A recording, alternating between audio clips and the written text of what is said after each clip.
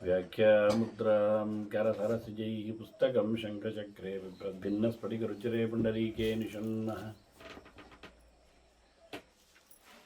अम्लानश्रीरमृतविशदैरंशुभिप्लावयन् मामाविर्भूयादनगमहिमा मानसे वागधीशः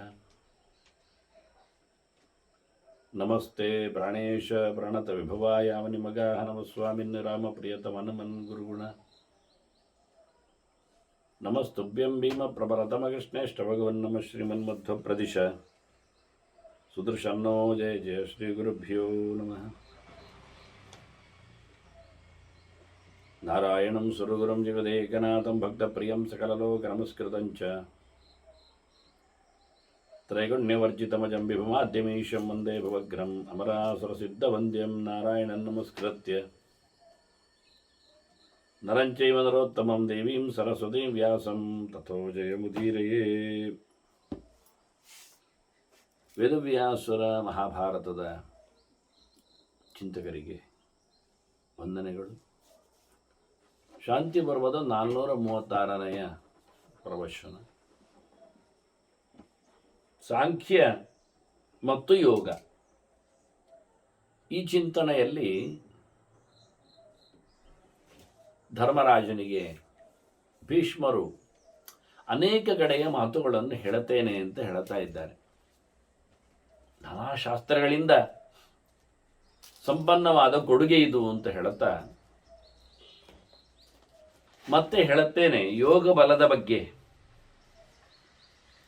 ಧ್ಯಾನ ಸಮಾಧಿ ಈ ವಿಷಯದಲ್ಲಿ ಕೆಲವು ದೃಷ್ಟಾಂತಗಳನ್ನು ಉಪಮೆಗಳನ್ನು ಹೇಳುತ್ತೇನೆ ಅಂತ ಹೇಳುತ್ತಾರೆ. ಈಗ ಒಬ್ಬ ಗುರಿಕಾರ ಅಂದರೆ ಬಿಲ್ಲುಗಾರ, ಅವನು ಲಕ್ಷ್ಯವನ್ನು ಚೆನ್ನಾಗಿ ಭೇದನೆ ಮಾಡುತ್ತಾನೆ. ಯಾವುದೋ ಒಂದು ದೂರದಲ್ಲಿ ಕೂತ ಹಕ್ಕಿ, ಪ್ರಾಣಿ, ಇದನ್ನು ಬಹಳ ದೂರದಿಂದಲೇ ಗುರಿಯಾಗಿಸಿ ಚೂರು ತಪ್ಪದಂತೆ ಹೊಡಿತಾನೆ. ಅಪ್ರಮತ್ತಃ ಯಥಾ ಧನ್ವಿ ಲಕ್ಷ್ಯಂ ಹಂತಿ ಸಮಾಹಿತಃ. ಅವನು ಯಾವುದಕ್ಕೂ ಕಿವಿ ಕೊಡದೆ, ಮತ್ತೊಂದು ಕಡೆಯಲ್ಲಿ ಇದನ್ನು ಹೇಳುವಾಗ ಭಾಗವತದಲ್ಲಿ ದೇವರೆಡೆಗೆ ಏಕಾಗ್ರನಾಗಿರಬೇಕು ಅನ್ನುವಲ್ಲಿ ದೃಷ್ಟಾಂತ ಕೊಡುವಾಗ ಪಕ್ಕದಲ್ಲಿ ರಾಜ ಹೋದ್ರೂ ಗೊತ್ತಿಲ್ಲ ಅವನಿಗೆ ಅಂತ, ಗುರಿ ನೆಟ್ಟವನಿಗೆ ಅದನ್ನೇ ನೋಡ್ತಾ ಇರ್ತಾನೆ. ಅದನ್ನು ನಾವು ಪಳ್ಳದಲ್ಲಿ ಅಂದರೆ ನೀರಿನ ಆಶ್ರಯಲ್ಲಿ ಕೊಕ್ಕರೆಯಲ್ಲಿ ನೋಡ್ಬೋದು. ಹೀಗೆ ಕೂತಿರ್ತದೆ ಕೊಕ್ಕರೆ, ಅಲ್ಲಾಡದೆ ಮೀನನ್ನೇ ನೋಡ್ತಾ, ನೀರನ್ನೇ ನೋಡ್ತಾ, ಮೀನಿನ ಚಲನೆಯನ್ನೇ. ಬಹಳ ಚಂಚಲವಾದ ಮೀನು, ಆದರೂ ಅದನ್ನು ಗಮನಿಸಿ ಬಹಳ ಹೊತ್ತಿನಲ್ಲಿ ದಡದಲ್ಲೇ ಕೂತು ನಿಧಾನಕ್ಕೆ ಏನು ಅರ್ಥ ಆಗದಂತೆ, ನೆರಳು ಬೀಳದಂತೆ ಹೆಜ್ಜೆಯನ್ನಿಡುತ್ತಾ ಕೊನೆಗೊಮ್ಮೆಲೆ ಹಾರಿ ಹಿಡಿದು ಬಿಡ್ತದೆ. ಎಲ್ಲಿ 10ರಲ್ಲಿ 1-2 ಸರ್ತಿ ಮಾತ್ರ ಅದು ಫೈಲ್ಯೂರ್ ಆಗುತ್ತೆ, ಮತ್ತು ಯಾವುದು ಹಿಡಿತದೆ ಅಂದರೆ ಅದಕ್ಕೆ ಬೇಕಾದ ಸೈಜು. ಆ ಹಾರಿ ತೆಗೆದ ಹೊತ್ತಿನಲ್ಲಿ ಕೊಕ್ಕು ಮಾತ್ರ ನೀರೊಳಗೆ ಮುಳುಗಿಕೊಳ್ಳುವ ಹಾಗೆ ಗುರಿಯವನು ಪಕ್ಕದಲ್ಲಿ ಬಹುಪರ ಕೇಳುತ್ತಾ ಇರ್ತಾರೆ, ತುಂಬ ಜನ ಇರ್ತಾರೆ, ಗದ್ದಲಗಳಿರ್ತವೆ. ಆದರೆ ಇವನಿಗೆ ಗೊತ್ತೇ ಇಲ್ಲ. ಇವ ಹೀಗೆ ಲಕ್ಷ್ಯವನ್ನು ಹುಡುಕ್ತಾ ನಿಂತರೆ ಅಲ್ಲಿಗೆ ಹೊಡಿಲಿಕ್ಕೆ ಹಕ್ಕಿಗೆ ಎಷ್ಟೊತ್ತಿಗೆ ತಾಂತ ಆಗಿಸ್ತೇನೆ, ಅದು ಯಾವ ಹಂತದಲ್ಲಿ ಬಂದಾಗ ಅದನ್ನು ಹೊಡಿಬೇಕು. ಹಾಗೆ ಒಂದು ಚೂರು ತಪ್ಪದೆ ಜಾಗ್ರತೆಯಿಂದ ಭಗವಂತನೆಡೆಗೆ ತಾನು ಮನಸ್ಸನ್ನು ನೆಟ್ಟಿರಬೇಕು ಅಂತ.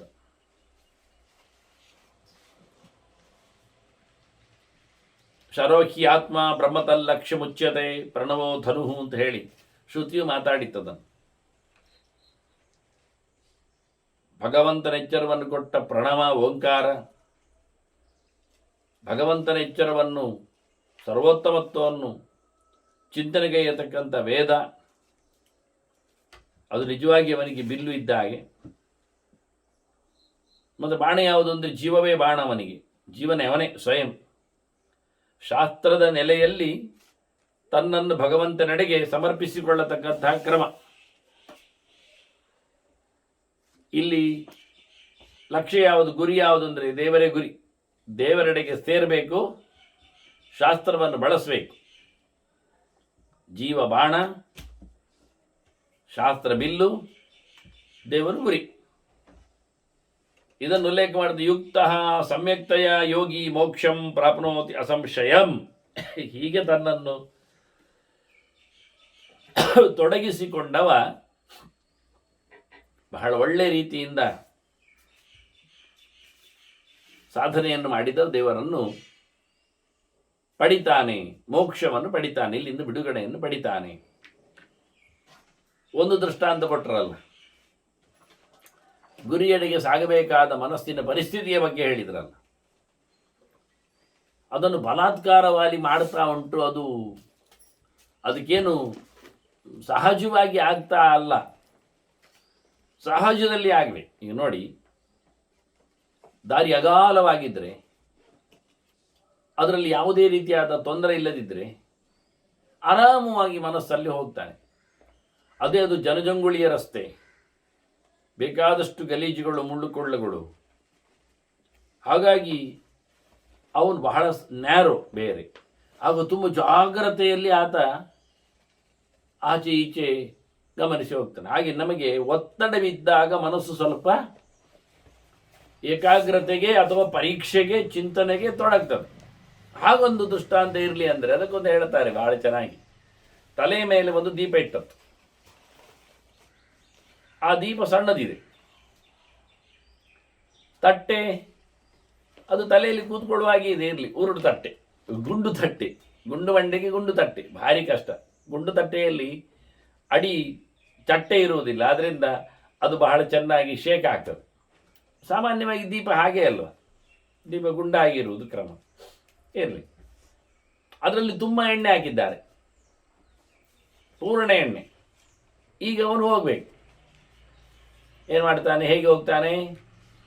ತಲೆ ಮೇಲಿಟ್ಟ ಎಣ್ಣೆ ತಟ್ಟೆ, ಉರಿತಾ ಇದೆ ದೀಪ, ಕೈಯಲ್ಲಿ ಹಿಡ್ಕೊಳ್ಳಿಕ್ಕಿಲ್ಲ, ಮಂಡೆ ಮೇಲಿಟ್ಟಿದ್ದಾರೆ, ಗುಂಡು ಮಂಡೆಯಲ್ಲಿ ಇಟ್ಟಿದ್ದಾರೆ, ಇವನದ್ದು ಹೋಗ್ಬೇಕಿವ. ಆಗ ಎಷ್ಟು ಕಾನ್ಸಂಟ್ರೇಟ್ ಆಗಿರ್ತಾನೆ ಅವ ಮನಸ್ಸಿನಲ್ಲಿ. ನಿಧಾನ ಹೆಜ್ಜೆ ಇಡುತ್ತಾ ಹಾಗೆ ಸ್ನೇಹಪೂರ್ಣೆ ಯಥಾ ಪಾತ್ರೆ ಮನಾಧಾಯ ನಿಶ್ಚಲಂ ಪುರುಷೋ ಯುಕ್ತ ಆರೋಹೇತ್ ಸೋಪಾನಂ ಯುಕ್ತ ಮಾನಸ. ಅದು ಹೋಗುವುದೆಲ್ಲಿಗೆ? ಸರ್ತರಸ್ತೆ ಅಲ್ಲ, ಮತ್ತೆ ಉಪ್ಪರಿಗೆ ಹತ್ತಲಿಕ್ಕೆ ಉಂಟು.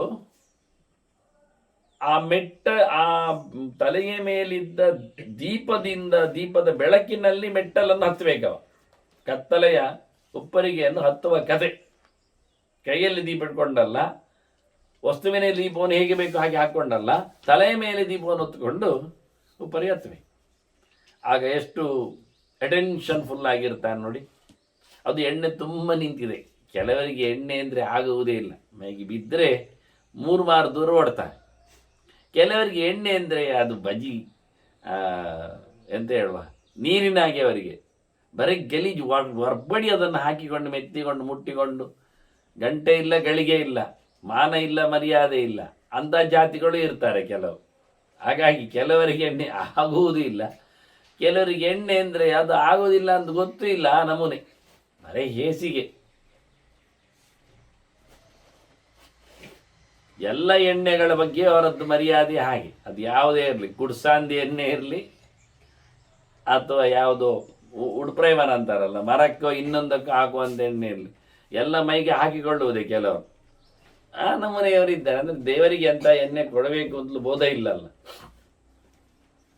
ಹಾಗಾಗಿ ಇದು ಎಣ್ಣೆಯ ಕತೆ ಬಹಳ ಚೆನ್ನಾಗಿ ತಿಳಿಸಿಕೊಟ್ರು. ಅಂದರೆ ಒಬ್ಬ ಯೋಗಿಯಾದವ ಎಷ್ಟು ಮನಸ್ಸಿನಲ್ಲಿ ಆತ ಬಿಗಿತನವನ್ನು ಕಾಪಾಡಲಿಕ್ಕೆ ಉಂಟು ಅಂತ.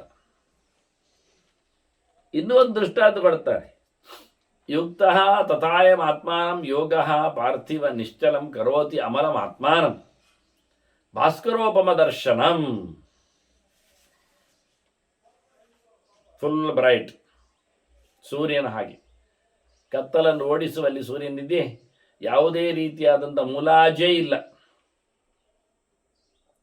ಅದರಿಂದ ಭಗವಂತನೆಡೆಗೆ ತನ್ನನ್ನು ಸಮರ್ಪಿಸಿಕೊಂಡು ನಿಶ್ಚಲವಾದಂತಹ ನೆಲೆಯಲ್ಲಿ ಶುದ್ಧವಾದ ರೀತಿಯಲ್ಲಿ ತಪ್ಪು ಕಲ್ಪನೆಗಳಿಲ್ಲದೆ, ಇವತ್ತು ದೇವರ ಬಗ್ಗೆ ಭಯಂಕರ ತಪ್ಪು ಕಲ್ಪನೆಗಳು. ದೇವರು ಒಂದೇ ಅಂತ ಹೇಳಿಕೊಂಡು, ಸತ್ಯ ದೇವರು ಒಂದೇ. ಯಾಕೆಂದ್ರೆ ಖಾಲಿ ಹೆಸರಿಲ್ಲದೆ ಹೇಳತಕ್ಕಂಥ ದೇವರು ಒಂದೇ. ಗಾಡ್ ಅಂದರೆ, ದೇವರು ಅಂದರೆ ಒಬ್ಬರೇ. ಅವನಿಗೆ ನೀವು ನಾರಾಯಣ ಅಂತೀರಿ, ಹರಿ ಹೇಳ್ತೀರಿ, ವಿಷ್ಣು ಅನ್ಬಹುದು, ಪದ್ಮನಾಭಾದೀತು, ಮತ್ತು ಅವನ ಅವತಾರ ರೂಪಗಳ ಬಗ್ಗೆ ರಾಮ, ಕೃಷ್ಣ, ನರಸಿಂಹ ಅದು ಆಗ್ಬೋದು ಹೇಳ್ತಾ, ಎಲ್ಲ ದೇವರೇ. ಆದರೆ ಅಲ್ಲಿ ಹೆಸರಿನೊಟ್ಟಿಗೆ ದೇವ ಶಬ್ದ ಹಾಕುವುದೇ ಇಲ್ಲ ನಾವು ಅಂತ ಸಂದರ್ಭದಲ್ಲಿ. ಯಾಕೆ? ದೇವರು ಅಂದ್ರೆ ಅವನೇ ಅಂತ. ನಾರಾಯಣ ದೇವ, ಹರಿದೇವ, ವಿಷ್ಣುದೇವ ಹಾಗೆಲ್ಲ ಬರುವುದೇ ಇಲ್ಲ ನೋಡಿ. ಆದ್ದರಿಂದ ದೇವರು ಅಂದ್ರೆ ಅವನೇ. ಇನ್ನು ಬೇರೆ ಡಿವೈನ್ ಶಕ್ತಿಗಳನ್ನು ಒಮ್ಮೆ ತಿಳಿಸಬೇಕಾದ್ರೆ ನಾವು ಆಗ ಈ ದೇವ ಶಬ್ದವನ್ನು ಅಲ್ಲಿ ಬಳಸ್ತೇವೆ. ಯಾಕೆಂದರೆ ಡಿವೈನ್ ಅಂತ ಹೇಳಲಿಕ್ಕೋಸ್ಕರ ಮಾತ್ರ, ಅದು ಅಡ್ವಾನ್ಸ್ ಸೋಲ್ ಅಂತ ತಿಳಿಸ್ಲಿಕ್ಕೋಸ್ಕರ ಮಾತ್ರ ನಾವು ದೇವ ಶಬ್ದವನ್ನು ಅಲ್ಲಿ ಬಳಸ್ತೇವೆ. ಹಾಗಾಗಿ ನಾವು ಒಟ್ಟಾರೆ ಬಳಸ್ತೇವೆ ಅದನ್ನು. ಬ್ರಹ್ಮದೇವ ನೋಡಿ, ಅಲ್ಲಿ ಅವನ ಹೆಸರು ಹೇಳಬೇಕು. ಬ್ರಹ್ಮ ಹೇಳದಿದ್ದರೆ, ನಮಗೆ ದೇವ ಮಾತ್ರ ಹೇಳಿದರೆ ಅವನೊಂದು ಗೊತ್ತಾಗೋದಿಲ್ಲ. ಬ್ರಹ್ಮದೇವ, ರುದ್ರದೇವ, ವಾಯುದೇವ ನೋಡಿ ಹೇಗೆ ಅಲ್ಲೇ ಇಲ್ಲ ನೋಡಿ. ಇಲ್ಲಿ ಸಾಮಾನ್ಯವಾಗಿ ಇವರನ್ನು ಕರೆಯುವಾಗ ಇಂದ್ರದೇವ, ಹೆಚ್ಚು ಜನರಿಗೆಲ್ಲ ಬರುವುದಿಲ್ಲ ಅದನ್ನು. ಯಮದೇವ ಎಲ್ಲ ಹೇಳಿಕ್ಕೆ ಹೋಗುವುದಿಲ್ಲ ಸಾಮಾನ್ಯ. ಇದು ಚಾಲ್ತಿಯಲ್ಲಿ ಇರತಕ್ಕಂಥ ಅಗ್ನಿದೇವ, ಚಾಲ್ತಿಯಲ್ಲಿ ಇರತಕ್ಕಂಥ ಕೆಲವು ಶಬ್ದಗಳು. ಅಲ್ಲಿ ಎಲ್ಲ ದೇವ ಶಬ್ದವನ್ನು ಹಾಕುವ ಮೂಲಕ ಅವರು ಪ್ರಧಾನ ದೇವರು ನಾರಾಯಣ ಅಲ್ಲ ಎನ್ನುವುದು ಅರ್ಥ ಆಗ್ತದೆ. ಬೇರೆಯ ಇದು ಗಮನಿಸಿ ನೀವು. ಇವತ್ತಿನವರೆಗೆ ಅದು ಯಾರು ಹೇಳಲಿಕ್ಕೆ ಹೋಗಲಿಲ್ಲ, ಹೇಳ್ತಾ ಇಲ್ಲ. ಅದಕ್ಕೆ ನಾನು ಹೇಳ್ತಾ ಇದ್ದೇನೆ, ಇದು ಯೂಸೇಜ್, ಶಬ್ದಗಳನ್ನು ಬಳಸುವ ವಿಧಾನ ಸಾಂಸ್ಕೃತಿಕವಾಗಿ, ವೈದಿಕವಾಗಿ. ಹಾಗಾಗಿ ನಮಗೆ ದೇವರು ಎನ್ನತಕ್ಕದ್ದು ಬಳುವಳಿಯಾಗಿ ಬಂದಿದ್ದಾಗ ಆಗ ನಾವು ಆ ಶಬ್ದವನ್ನು ಎತ್ತರದ ವ್ಯಕ್ತಿಗಳಿಗೆ ಅನ್ನೋ ನೆಲೆಯಲ್ಲಿ ನಾವು ಹೇಳುವಾಗ ಅವರ ಹೆಸರು ಹೇಳಿ ಹೇಳ್ತೇವೆ, ಇಲ್ಲಾಂದ್ರೆ ಆಗುವುದಿಲ್ಲ. ಹೆಸರು ಹೇಳದಿದ್ದರೆ ದೇವರು ದೊಡ್ಡವನಲ್ಲಿ, ಅದು ನಾರಾಯಣನೇ. ಹಾಗೆ ಶಿವ ಎಲ್ಲ ಬರುವುದಿಲ್ಲ. ಹಾಗೆ ನೀವು ಹೇಳಬೇಕು, ಶಿವದೇವ ಎಲ್ಲ ಹೇಳಬೇಕು, ರುದ್ರದೇವ ಅಂತ ಅನ್ನಬೇಕು, ಬ್ರಹ್ಮದೇವ ಅಂತ ಹೇಳಬೇಕು. ಇದು ಅತ್ಯಂತ ಅಪೂರ್ವವಾದಂತಹ ಒಂದು ಸಂಗತಿ. ವಾಸ್ತವವಾಗಿ ಎಲ್ಲಿವರೆಗೆ ನಾವು ಅದು ಹೇಳ್ತೇವೆ ಅಂದರೆ, ಭಾಗೀರಥಿ ದೇವರು ಅದನ್ನು ಬರೆದವರುಂಟು. ಭಾಗೀರಥಿ ಅದು ದೇವಶಬ್ದದಲ್ಲಿ ಸೇರುವುದಿಲ್ಲ. ವಾಸ್ತವವಾಗಿ ಅದು ದೇವಿಯೇ ಆಗ್ತದೆ. ಆದರೆ ಇದೆಲ್ಲ ಬರೀದೆ. ಸುಬ್ರಹ್ಮಣ್ಯ ದೇವರು, ಗರುಡ ದೇವರು ನೋಡಿ, ನೀವು ತಮಾಷೆ ಅಲ್ಲ. ಅಂದರೆ ಏನಾಯಿತು, ಅದು ದೇವರು ಅಲ್ಲ ಎನ್ನುವುದು ಅರ್ಥ ಆಗ್ತದೆ ಆಗ ಹೆಸರು ಇರಲಿಕ್ಕೆ ಹೋಗಿ. ವಿದೌಟ್ ನೇಮ್, ಯಾವುದೇ ಒಂದು ಹೆಸರು ಇಲ್ಲದೆ ದೇವಶಬ್ದ ಆಗಿದ್ರೆ ಅದು ನಾರಾಯಣನೇ, ಸರ್ವೋತ್ತಮನಾದಂತಹ ಅವನ ನಿಜವಾಗಿ ಗಾಡ್, ಲಾರ್ಡ್, ಸುಪ್ರೀಮ್ ಎಲ್ಲ ಶಬ್ದದಲ್ಲಿ ಕರೀಲಿಕ್ಕೆ ಬರುವಂಥದ್ದು. ನಾವೀಗ ಅದನ್ನೇ ಶಬ್ದವನ್ನು ಉಳಿದ ಕಡೆಯಲ್ಲಿ ಬರೀಲಿಕ್ಕೆ ಹೋದರೆ ದ ಗಾಡ್ ಆಫ್ ಬ್ರಹ್ಮ ಹಾಗೆಲ್ಲ ಲೈಕ್ ಆಗುವುದಿಲ್ಲ. ಅದು ಗಾಡ್ ಆಫ್ ರುದ್ರ ಅದೆಲ್ಲ ಸಮ ಇಲ್ಲದ ಶಬ್ದಗಳು, ಅದು ಬಳಸಲಿಕ್ಕೆ ಆಗುವುದಿಲ್ಲ. ಇನ್ನು ವಾಸ್ತವವಾಗಿ ಶಕ್ತಿ ವಿಶೇಷಗಳನ್ನು ಗುರುತಿಸುವ ಕ್ರಮ ಹೇಗೆಂದರೆ ದೇವತೆ ಅಂತ ಶಬ್ದದಲ್ಲಿ, ಅದು ನಿಜವಾಗಿ ಅರ್ಥ.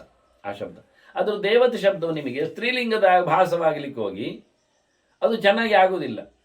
ಹೇಳಲಿಕ್ಕೆ ಹೋಗುವ ವಾಯುದೇವತೆ ಲೈಕ್ ಆಗುವುದಿಲ್ಲ, ಹೇಳುವಾಗ ಇಂದ್ರ ದೇವತೆ ಆಗುವುದಿಲ್ಲ. ಹೀಗಾಗಿ ಅದು ಸಿಕ್ಕಿಬಿದ್ದದ್ದು.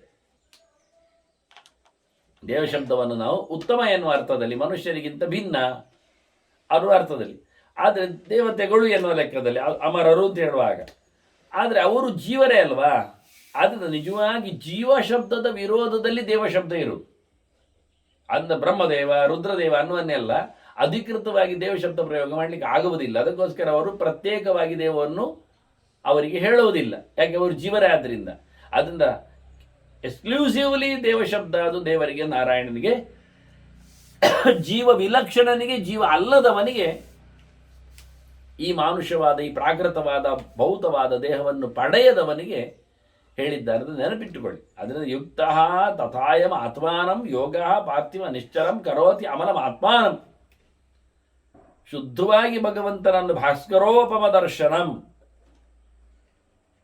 ಶುದ್ಧವಾದ ದೇವರ ಚಿಂತನೆಯನ್ನು ಮಾಡಿಕೊಂಡ್ರೆ ಅನುಕೂಲ ಆಗ್ತದೆ.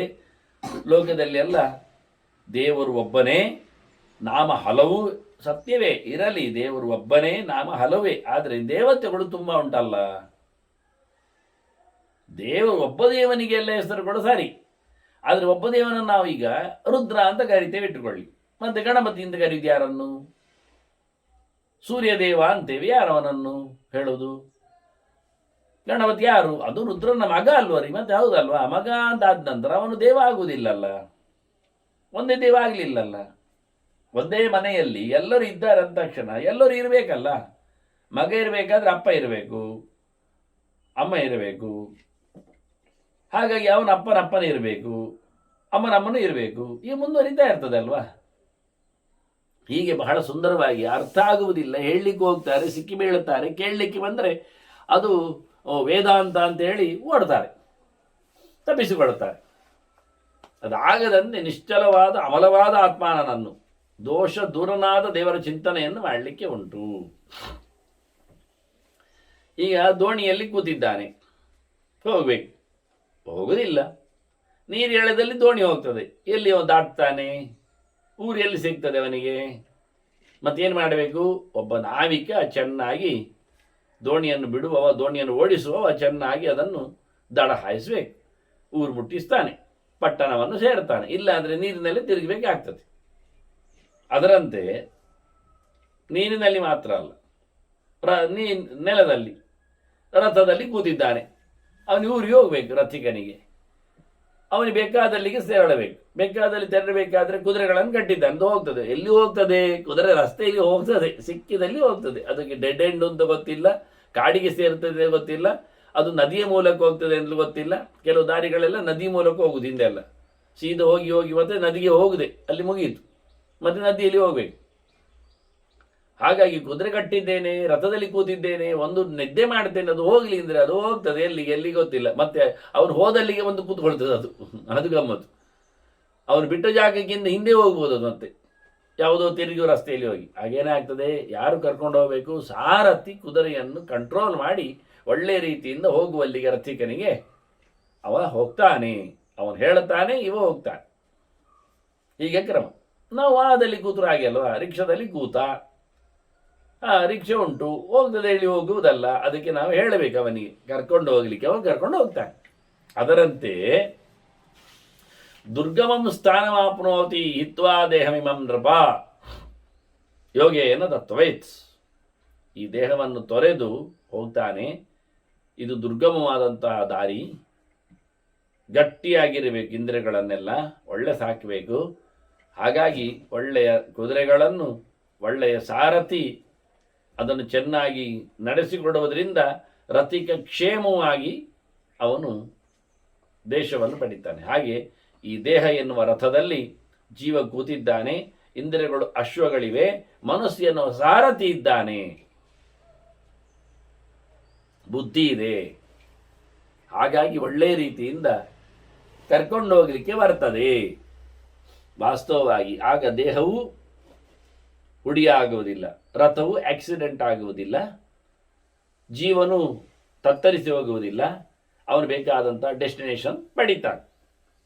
ಹೀಗೆ ದೃಷ್ಟಾಂತಗಳಿಂದ ಅತಿ ದುರ್ಗಮವಾದ, ಇನ್ನು ದುರ್ಗಮದ ಬಗ್ಗೆ ಮತ್ತೆ ಹೇಳ್ತಾರೋ, ಆವೇಶ್ಯ ಆತ್ಮನಿಚ ಆತ್ಮಾನಂ ಯೋಗಿ ತಿಷ್ಠತಿಯೋ ಚಲಹ ಪಾಪಂ ಅಂತಿ.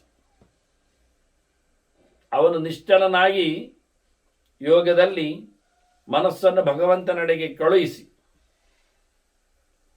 ಮನಸ್ಸಿನಲ್ಲಿ ಭಗವಂತನನ್ನು ಮಾಡಿಕೊಂಡು, ಹೃದಯ ಮಂಟಪದಲ್ಲಿ ಭಗವಂತನ ಎಚ್ಚರವನ್ನು ತಂದುಕೊಂಡು,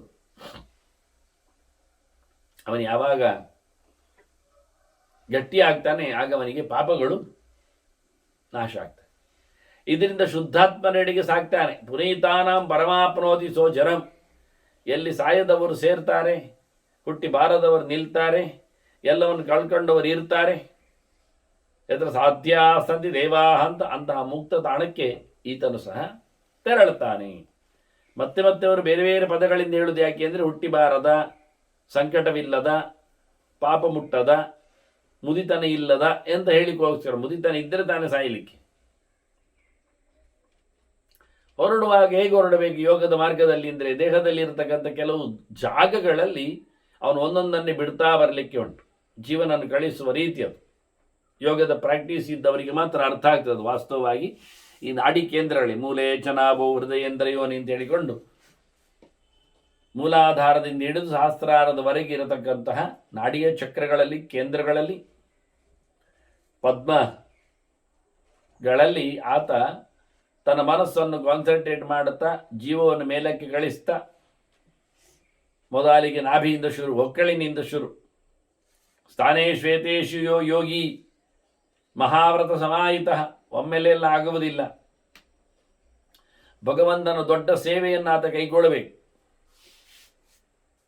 ಬದುಕಿನಲ್ಲಿ ಭಗವಂತನಿಗೆ ಸಾಗುವುದು ಎನ್ನತಕ್ಕಂಥ ಮಹಾವ್ರತ, ಅಂತಿಮ ವ್ರತ, ಸಾಗುವವರೆಗೆ ಪ್ರಯತ್ನ ಪಡತಕ್ಕಂಥ ವ್ರತ. ಇದು ಎಷ್ಟು ತಿಂಗಳಿದ್ದು, ಎಷ್ಟು ವರ್ಷದ್ದು, ಯಾವ ಯಾವ ವಾರದಲ್ಲಿ ಮಾಡುವಂಥದ್ದು ಅಲ್ಲ. ಇದು ವಾರ ವ್ರತ ಅಲ್ಲ, ಇದು ತಿಥಿ ವ್ರತ ಅಲ್ಲ ತಿಂಗಳಿಗೊಮ್ಮೆ ಮಾಡಲಿಕ್ಕೆ, ಇದು ವರ್ಷದ ವ್ರತ ಅಲ್ಲ, ಇದು ಪ್ರತಿನಿತ್ಯದ ವ್ರತ, ಇದು ಮಹಾವ್ರತ. ಇದು ಎಲ್ಲ ಗಂಟೆಗಳಲ್ಲಿಯೂ ದೇವರ ಎಚ್ಚರದಲ್ಲಿ ಹೊರಡುವವರೆಗೆ ಮಾಡತಕ್ಕ ವ್ರತ ಇದು. ಅದರಿಂದ ಹೊಕ್ಕೊಳ್ಳಿನಿಂದ ಶುರು, ನಾಭಿಯಿಂದ ಶುರು, ದೇಹದಲ್ಲಿ ಹೊತ್ಕೊಂಡು ಹೋಗ್ಲಿಕ್ಕೆ ಅವನನ್ನು ಮೇಲಕ್ಕೆ ಗಳಿಸುವ ವಿಧಾನ ಅದು. ಅಲ್ಲಿಂದ ಮೇಲಕ್ಕೆ ಬರ್ತಾ ನಿಜವಾಗಿ ಹೃದಯಕ್ಕೆ, ಅಲ್ಲಿಂದ ಮೇಲಕ್ಕೆ ಎದೆಗೆ, ಮತ್ತು ಅಲ್ಲಿಂದ ಕುತ್ತಿಗೆಗೆ, ಅದರಾಚೆಗೆ ತಲೆಗೆ. ಇದೇನಾಗ್ತದೆ ಅಂದರೆ ಕುತ್ತಿಗೆಗೆ ಬರುವಾಗ ಸ್ವಲ್ಪ ನಿಲ್ಲಕ್ಕೆ ಉಂಟು, ಸ್ವಲ್ಪ ಕಾಯಲಿಕ್ಕೆ ಉಂಟು. ಯಾಕೆಂದ್ರೆ ಒಮ್ಮೆಲೆ ಮೇಲೆ ಓಡುವುದಿಲ್ಲ, ಅದು ಅತ್ತ ಇತ್ತ ಬದಿಗೆ ವಾಲ್ತದೆ, ಸೋರ್ತದೆ. ಅದರಿಂದ ಅದನ್ನು ಬ್ಲಾಕ್ ಮಾಡಲಿಕ್ಕೆ ಉಂಟು. ಅದರಿಂದ ಬದಿಯನ್ನು ಗಮನಿಸಬೇಕು, ಪಾರ್ಶ್ವಗಳನ್ನು ಅದು ತಪ್ಪಿ ಹೋಗದಂತೆ ನಾವು ಬ್ಲಾಕ್ ಮಾಡಲಿಕ್ಕೆ. ಹಾಗಾಗಿ ಈಗ ನಮ್ಮ ನಾಡಿ ಚಕ್ರಗಳನ್ನು ಉದ್ಬೋಧಗೊಳಿಸಲಿಕ್ಕೆ ಉದ್ಯಾನಂತೆ ಪುರುಷ ನಾಮಯಾನಂ ಹೇಳಿ ಮನುಷ್ಯನಿಗೆ ಮೇಲಕ್ಕೆ ಹೋಗುವುದೇ ಬಂದದ್ದಿಲ್ಲಿಗೆ ಅನ್ನುವ ಎಚ್ಚರ ಇರುವುದಕ್ಕೆ, ಪ್ರತಿನಿತ್ಯ ಅದನ್ನು ಅಭ್ಯಾಸ ಮಾಡಿಸಲಿಕ್ಕೆ ಭಗವಂತನ ಪಾದಮೆಟ್ಟಿದ ಮಣ್ಣನ್ನು ಗೋಪಿಯನ್ನು ಹಚ್ಚಿಕೊಳ್ಳುವ ಕ್ರಮ. ಗೋ ಅಂದರೆ ದನ ಅಲ್ಲವ, ಶಾಸ್ತ್ರ ಹೌದು. ಪ ಅಂದರೆ ರಕ್ಷಕ, ಅದು ಗೋಪಿ, ಗೋಪನ ಗೋಪಿ, ಭಗವಂತನಿಗೆ ಸಂಬಂಧಪಟ್ಟದ್ದು. ಭಗವಂತನ ಪಾದಸ್ಪರ್ಶಕ್ಕೆ ಬಿದ್ದ ಮಣ್ಣು ಅದನ್ನು ಹಚ್ಚಿಕೊಳ್ಳುವ ವಿಧಾನ ಹೇಗೆ? ಶುರುವಿಗೆ ಎಲ್ಲಿ ಹಚ್ಚುದು? ತಲೆಗೆ, ಸಹಸ್ರಾರದೆಡೆಗೆ, ಬಾಗಿಲು ಎಬ್ಬಿಸಲಿಕ್ಕೆ, ಅಲ್ಲಿಂದ ಕೆಳಗಿನಿಂದ ಬರಲಿಕ್ಕೆ. ಮತ್ತೆ ಹೊಟ್ಟೆಯಿಂದ, ಹೊಟ್ಟೆಯಲ್ಲಿ 3 ನಾಡಿ ಇದೆ, ಇಡಾ ಪಿಂಗಳ ಸುಷಮನ ಅಂತ. ಅದಕ್ಕೆ ಹೊಟ್ಟೆಯಲ್ಲಿ 3 ಪುಂಡ್ರಗಳನ್ನು ಹಾಕಿ ಅದು ಮೇಲೆ ಕೇಳಿಸ್ಲಿಕ್ಕೆ ಅಂದರೆ ಊರ್ಧ್ವಮುಖ, ಕೆಳಗೋಗುವುದಲ್ಲ, ಅಡ್ಡ ಆಗುವುದಲ್ಲ. ಅಲ್ಲಿಂದ ಹೃದಯದಲ್ಲಿ, ಹೃದಯದಿಂದ ಮೇಲಕ್ಕೆ ಕಂಠದಲ್ಲಿ, ಕಂಠದಲ್ಲಿ 4 ಕಡೆಯಲ್ಲಿ ಬ್ಲಾಕ್ ಮಾಡಲಿಕ್ಕೆ, 4 ಕಡೆಯಿಂದ ಪುಂಡ್ರ ಆಗಲಿಕ್ಕೆ. ಇನ್ನು ಕೈಯಲ್ಲಿ ಸೋರಿ ಹೋಗೋದಾಗಿ ಭುಜಕ್ಕೆ ಮೇಲ್ಮುಖವಾಗಿ, ಮತ್ತೆ ಅಲ್ಲಿಂದ ಒಂದೊಮ್ಮೆ ಬೆನ್ನಿನಲ್ಲಿ ಉಳಿದು ಹೋಗದಾಗಿ ಮಾಡಲಿಕ್ಕೆ, ಮತ್ತೆ ಬೆನ್ನ ಹಿಂಬದಿಯಿಂದಲೂ ಕುತ್ತಿ ಹಿಂಬದಿಯಂತೆ ಅದನ್ನು ಮೇಲ್ಮುಖವಾಗಿ ಕಳಿಸಿ, ಮತ್ತೆ ಉಬ್ಬಿನಲ್ಲಿ, ಭ್ರೂಮಧ್ಯದಲ್ಲಿ, ವಾಸ್ತವವಾಗಿ ಅಲ್ಲಿಂದ ಮೇಲಕ್ಕೆ ಸಹಸ್ರಾರದ ಕಥೆ. ಹೀಗೆ ಬಹಳ ಸುಂದರವಾಗಿ ಜೀವೋತ್ಕ್ರಮಣದ ಕಥೆಯನ್ನು ಉಲ್ಲೇಖ ಮಾಡ್ತಾ, ಮೇಲೆ ಎಲ್ಲಿಯೂ ಭಾರಿ ಡೇಂಜರ್. ಬಾಯಿಯನ್ನು ಮುಚ್ಚಿರ್ತಾನೆ ಪುಣ್ಯಾತ್ಮ, ಅದು ಬಿಡಿ. ಅದಾದ ನಂತರ ಕಣ್ಣೆರಡು, ಕಿವಿ 2, ಮೂಗೆರಡು, ಇವು ಭಯಂಕರ ಡೇಂಜರ್. ಹಾಗಾಗಿ ಶ್ವಾಸೋಚ್ಛ್ವಾಸವನ್ನು ನಿಯಂತ್ರಿಸಿಕೊಂಡಾಗ ಮೂಗಿನಲ್ಲಿ, ಮೂಗಿನ ಕೇಂದ್ರದಲ್ಲಿ, ಮೂಗಿನ ತುದಿಯಲ್ಲಿ ಗಮನಕ್ಕೆ. ಕಣ್ಣು ಪೂರ್ಣ ಮುಚ್ಚುವುದಲ್ಲ, ಪೂರ್ಣ ಮುಚ್ಚಿದ್ರೆ ಇದ್ದೇ ಬರ್ತದೆ. ಪೂರ್ಣ ತೆರೆದರೆ ಎಲ್ಲರೂ ಏನೇನು ಹುಚ್ಚಾಪಟ್ಟೆ ಮಾಡುವುದೆಲ್ಲ ಕಾಣ್ತದೆ. ಹಾಗಾಗಿ ಕಣ್ಣನ್ನು ಅರ್ಧ ಉನ್ಮೀಲನ, ಅರ್ಧ ಮುಚ್ಚಿಕೊಳ್ಳಿಕ್ಕೆ, ಅರ್ಧ ಮುಚ್ಚಿಕೊಳ್ಳುವ ಸುಲಭ ಕಥೆ ಹೇಗೆ ಕೇಳಿದರೆ ಮೂಗಿನ ತುದಿಯನ್ನು ನೋಡುವುದು, ಆಗ ತನ್ನಷ್ಟಕ್ಕೆ ಅರ್ಧ ಮುಚ್ಚಿಕೊಳ್ಳುತ್ತದೆ. ಮತ್ತೆ ಕಿವಿ ಮುಚ್ಚಲಿಕ್ಕೆ ಬರುವುದಿಲ್ಲ, ಕೈಯಲ್ಲಿ ಮುಚ್ಚುವುದು ಅಲ್ಲ. ಮತ್ತೆ ಮನಸ್ಸಿನಲ್ಲಿ ಕಿವಿಯ ಬಾಗಿಲನ್ನು ಹಾಕೊಳ್ಳಿಕ್ಕೆ, ಬೆಡಿಬಿಟ್ರು ಕೇಳುವುದಿಲ್ಲ. ಆ ರೀತಿಯಾಗಿ ಮನಸ್ಸು, ಹೀಗೆ ಈ ಸ್ಥಾನಗಳಲ್ಲಿ ಆತ ಮಹಾವ್ರತವನ್ನು ಕೈಗೊಳ್ಳಬೇಕು ಅಂತ 12 ಸ್ಥಾನಗಳನ್ನು, ನೀವು ಕಿವಿ ಮೂಗುಗಳನ್ನೆಲ್ಲ 2 ಲೆಕ್ಕ ಹಾಕಿದ 12 ಸ್ಥಾನಗಳನ್ನು ಭೀಷ್ಮರಲ್ಲಿ ಉಲ್ಲೇಖ ಮಾಡಿದ್ದಾರೆ. ಹೋಗುವ ವಿಧಾನವನ್ನು ತಿಳಿಸಿಕೊಡ್ತಾರೆ. ಹೀಗೆ ತನ್ನ ಮಾಡಿದ ಎಲ್ಲ ಬಾಹ್ಯವಾದ ಕರ್ಮಗಳನ್ನು, ಲೋಕದ ಕೆಲಸಗಳನ್ನು, ಅದು ಒಳ್ಳೆದಿರಲಿ ಕೆಟ್ಟದಿರಲಿ, ದಗ್ಧ್ವಾ ಕರ್ಮ ಶುಭಾಶುಭ ವಿಮುಚ್ಯತೆ ಅದು ಹೊರಟೋಗ್ತಾನೆ. ಆಗ ಧರ್ಮರಾಜ ಕೇಳ್ತಾನೆ, ಅಲ್ಲ ಎಂತ ತಿನ್ನಬಹುದು? ಗಮತುಂಟು, ಆಹಾರದ ಬಗ್ಗೆ ಹೇಳ್ಬೇಕಲ್ಲ ನನಗೆ. ಆಹಾರಾನ್ ಕೀದೃಶಾನ್ ಕೃತ್ವ ಕಾನಿಜಿತ್ವಾ ಚ ಭಾರತ ಯೋಗಿ ಬಲ ಮಮಾಪ್ನೋತಿ. ಯೋಗದ ಬಲದ ಬಗ್ಗೆ ನೀವು ಹೇಳಿದ್ದೀರಿ, ಬಲ ಬರುವುದು ಹೇಗೆ? ಎಂತ ತಿನ್ನಬೇಕು? 12 ನೇಂದ್ರ ಬಾಳೆ ತಿನ್ನಬೇಕಾ? ಅಲ್ಲ, ಅದು ದೊಡ್ಡದುಂಟಲ್ಲ, 12 ಸ್ಥಾನಗಳಲ್ಲಿ ಕಾನ್ಸಂಟ್ರೇಟ್ ಮಾಡಲಿಕ್ಕೆ ಉಂಟಲ್ಲ ಹಾಗೆ. ಅಥವಾ 24 ಚಪಾತಿ ತಿಂದಿಲಿಯಾ? ಅದು ಒಂದು ಅಟ್ಟಿ ಇಡ್ಲಿ ಹೇಗೆ ಆಗ್ಬೋದಾ?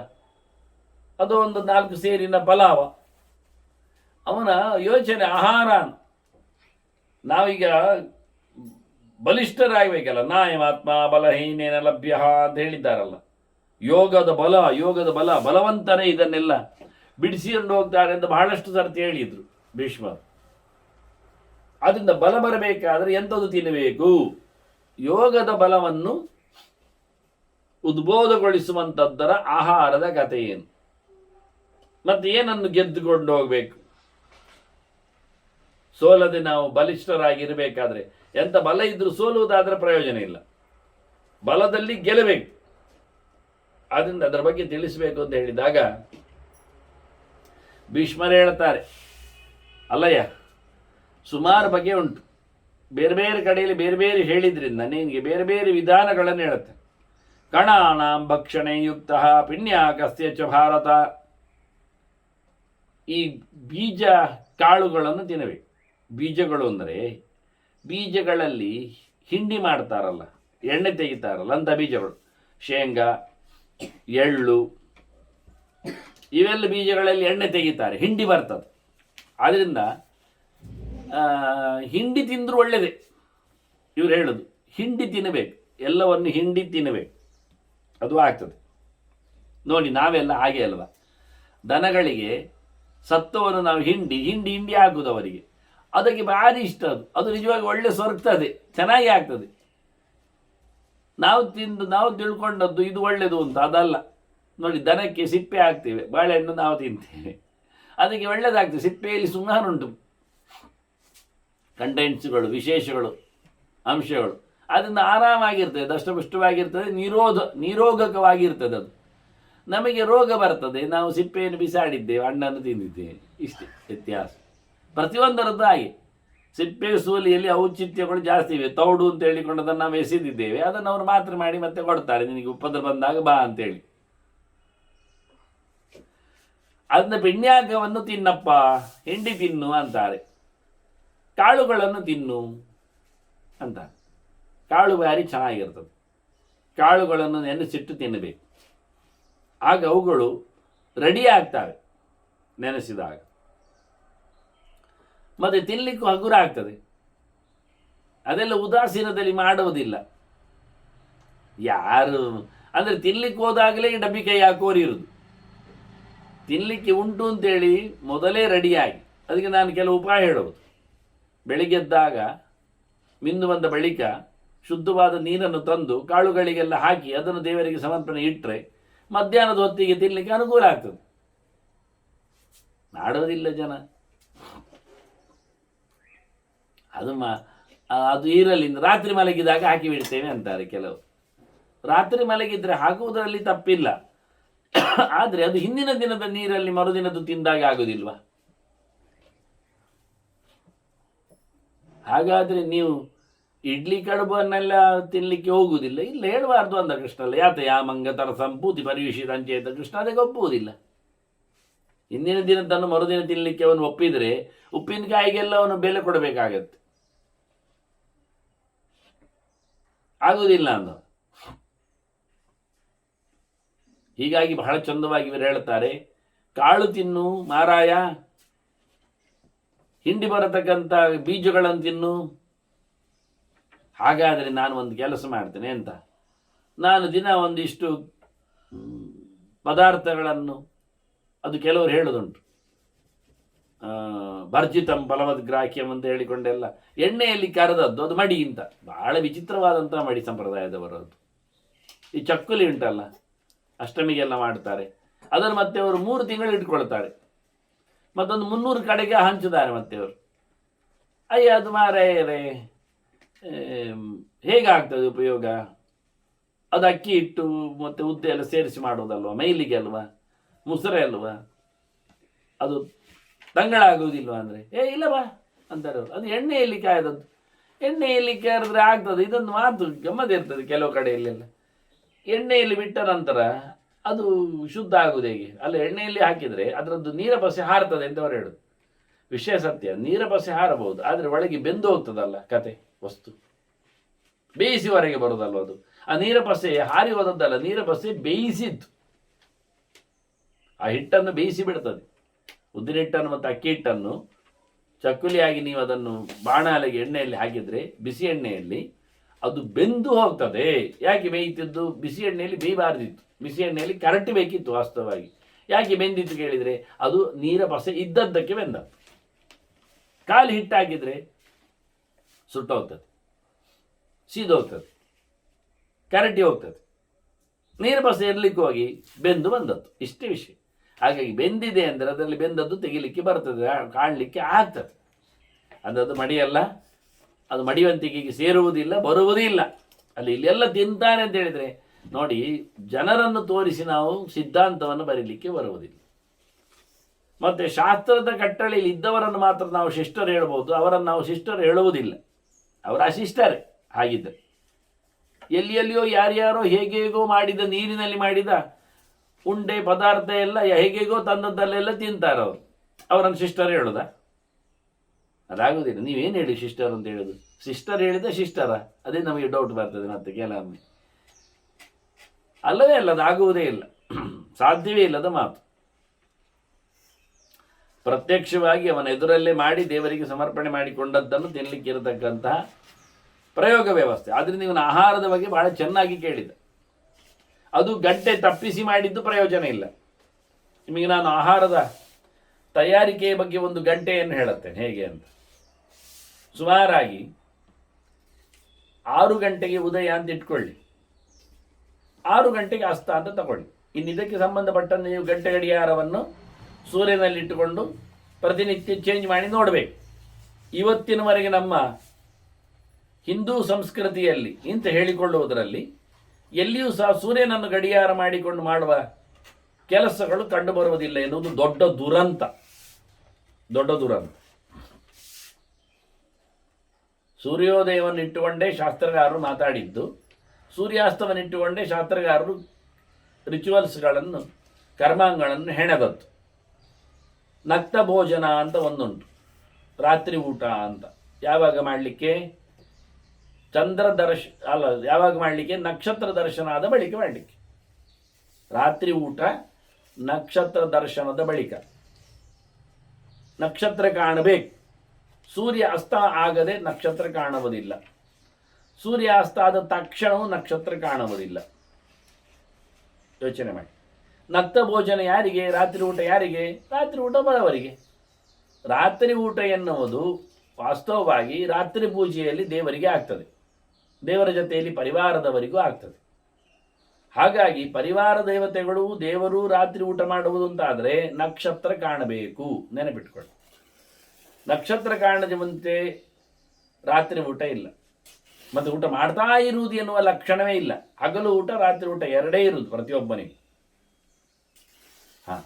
ಹೀಗೆ ನಕ್ಷತ್ರ ಕಾಣುವುದು ಅಂದಾಗ ಸೂರ್ಯ ಕಂತಿದ ಬಳಿಕ ಸುಮಾರಾಗಿ 1.5 ಗಂಟೆಯ ನಂತರ ಆಗ್ತದೆ, 2 ಗಂಟೆ ಹತ್ತಿರ ಆಗ್ತದೆ. ಆಗ ಊಟ ಮಾಡಿದರೆ, ಮತ್ತು ಊಟ ಮಾಡಿದ ನಂತರ ಒಂದು ಅರ್ಧ ಗಂಟೆ ರೆಸ್ಟ್ ಮಾಡಿ. ರೆಸ್ಟ್ ಅಂದರೆ ಮಲಗದೆ, ಫ್ರೀ. ಊಟ ಮಾಡಿ ತಕ್ಷಣ ಅಡ್ಡ ಆಗಬಾರ್ದು, ಬಿದ್ದುಕೊಳ್ಬಾರ್ದು. ಆ ನಂತರ ಮಲಗಲಿಕ್ಕೆ. ಯಾವಾತ್ ಪರದೇವಾತ ಸ್ವಪೇತ್, ಸೂರ್ಯ ಕಂತಿನ 3 ಗಂಟೆಯ ಬಳಿಕ ಮಲಗಲಿಕ್ಕೆ. 3 ಎನ್ನುವುದು ಫ್ಲೆಕ್ಸಿಬಲ್, 2:15 ಆಗ್ಬೋದು, 3 ಕಾಲು ಆಗ್ಬೋದು, ಅದು ಯಾವದ ಲೆಕ್ಕಾಚಾರ. ನಾನು ಹೇಳಿದ್ದೇನೆ, ಸೂರ್ಯೋದಯ ಸೂರ್ಯಾಸ್ತಕ್ಕೆ ಡಿಪೆಂಡ್ಸ್ ಆನ್. ಕರಾರುವಾಗಿ ಸಿಸ್ಟಮೆಟಿಕಲಿ ಸೂರ್ಯೋದಯ ಮತ್ತು ಸೂರ್ಯಾಸ್ತ ಆಗುವುದಿಲ್ಲ. ಹಗಲು 12 ಗಂಟೆ ಇದ್ದದ್ದು 11 ಗಂಟೆಯೂ ಆಗ್ತದೆ, ಕೆಲವೊಮ್ಮೆ 13 ಗಂಟೆಯೂ ಆಗ್ತದೆ. ಆಗ ಯಾಮದ ಲೆಕ್ಕಾಚಾರ ಹೆಚ್ಚು ಕಡಿಮೆ ಆಗ್ತದೆ. ಜಾವದ ಲೆಕ್ಕ 2 ಮುಕ್ಕಾಲು ಗಂಟೆಯಿಂದ ಹಿಡಿದು 3 ಕಾಲು ಗಂಟೆವರೆಗೆ ಬರ್ತದೆ. ನಾನು ಎವರೇಜ್ ಇಟ್ಕೊಂಡು 6ಕ್ಕೆ ಉದಯ 6ಕ್ಕೆ ಅಸ್ತ ಹೇಳ್ತಾ 12 ಗಂಟೆದ್ದು ಮಾಡಿ ರಾತ್ರಿ ಹಗಲನ್ನು ಮಾಡಿ 3 ಗಂಟೆ ಅಂತ ಲೆಕ್ಕ ಕೊಟ್ಟೆ. ಆದ್ದರಿಂದ 3 ಗಂಟೆಯ ಬಳಿಕ ರಾತ್ರಿ ನಿದ್ದೆ ಮಾಡಲಿಕ್ಕೆ. 3 ಗಂಟೆಯ ಬಳಿಕ ರಾತ್ರಿ ಅದು ಘನರಾತ್ರಿ ಅಂತ ಅರ್ಥ. ಅದನ್ನು ಅವರು ಕರೆಯುವುದು ಮಹಾರಾತ್ರಿ ಅಂತ. ಅದನ್ನು ನಿಶೀಥ ಅಂತ ಶಬ್ದದಲ್ಲಿ ಕರೀತಾರೆ. ಮಹಾನಿಶಾ ಅಂತ ಹೇಳ್ತಾರೆ. 3 ಗಂಟೆ ಅಸ್ತಮಾನ ಆಗಿ 3 ಗಂಟೆಯ ನಂತರ ಅಂದರೆ ಸುಮಾರಾಗಿ 9 ಗಂಟೆಯ ನಂತರ 10, 11, 12, 1, 2, 3, 6 ಗಂಟೆ ಮಹಾನಿಶ, ಎರಡು ಜಾವ ಮಹಾನಿಶ. ಆಗ ನಿಶೀಥ. ಆಗ ಏನು ತಿನ್ನಲಿಕ್ಕಿಲ್ಲ, ಕುಡಿಲಿಕ್ಕಿಲ್ಲ, ಸ್ನಾನ ಮಾಡಲಿಕ್ಕಿಲ್ಲ, ದಾನ ಮಾಡಲಿಕ್ಕಿಲ್ಲ, ಯಜ್ಞಯಾಂಗ ನಡೆಸಲಿಕ್ಕಿಲ್ಲ, ತಿರುಗಾಡಲಿಕ್ಕೂ ಇಲ್ಲ, ಏನಿಲ್ಲ. ಆಗ ಮಲಗುವ ಹೊತ್ತು. ಆಗ ತಿರುಗುವವರು ಯಾರು ಕೇಳಿದರೆ ರಾಕ್ಷಸರು, ಪಿಶಾಚಿಗಳು, ಕ್ರಿಮಿಕೀಟಗಳು, ಕ್ರೂರ ಪ್ರಾಣಿಗಳು ಮಾತ್ರ. ಅವರಿಗೆ ಅದು ಬಿಟ್ಟದ್ದು. ಆಗ ಇದು ಮಹಾಭಾರತದಲ್ಲಿನ ಕಥೆಯಲ್ಲಿಯೇ ಬಂದಿದೆ. ಹಿಂದೆ ಪಾಂಡವರು ಪಾಂಚಾಲಕ್ಕೆ ತೆರಳಿದಾಗ ದಾರಿ ನಡುವೆಯಲ್ಲಿ ಗಂಧರ್ವನ ಆಕ್ರಮಣ, ಅಂಗಾರಪರ್ಣನ ಆಕ್ರಮಣ. ಅವಾಗ ಹೇಳುತ್ತಾನೆ, ಇದು ನಮ್ಮ ಸಮಯ, ನಿಮ್ಮ ಸಮಯ ಅಲ್ಲ, ನಡು ರಾತ್ರಿಯಲ್ಲಿ ನೀವು ತಿರುಗಲಿಕ್ಕೆ ಇಲ್ಲ ಅಂತ.